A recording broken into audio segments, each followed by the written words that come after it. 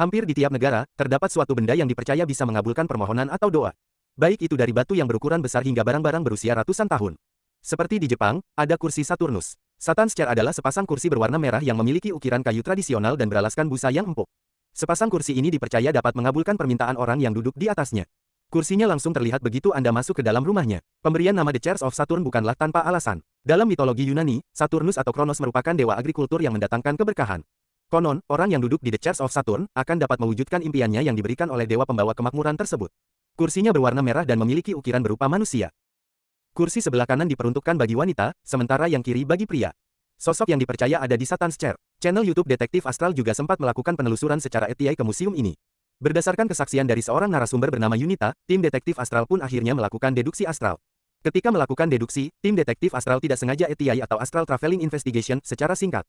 Atau bagi kita masyarakat Indonesia menyebutnya sebagai meraga sukma. Willy mendengar bisikan dari iblis, apa yang kamu mau? Sedangkan Aileen melihat ada makhluk dari kubu kiri berukuran tinggi dengan tangan panjang melebihi lutut di area kursi tersebut.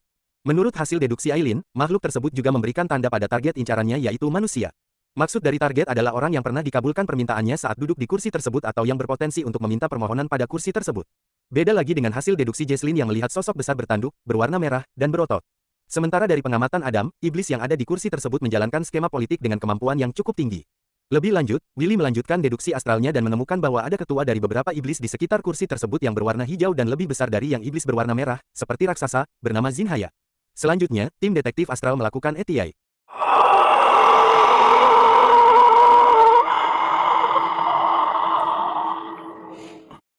Adam dan Jesslyn pun mencoba untuk duduk di kursi tersebut dan ditawarkan untuk beberapa permintaan oleh sang iblis.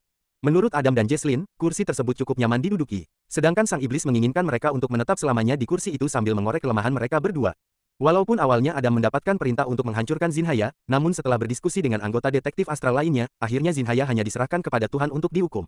Karena, menurut Willy, Zinhaya tidak 100% menyesatkan manusia. Dia dan iblis bawahannya hanya mengikuti orang-orang yang datang kepada mereka untuk meminta-minta. Maka dari itulah, akhirnya Zinhaya mendapatkan hukuman berupa pasungan tangan oleh Tuhan.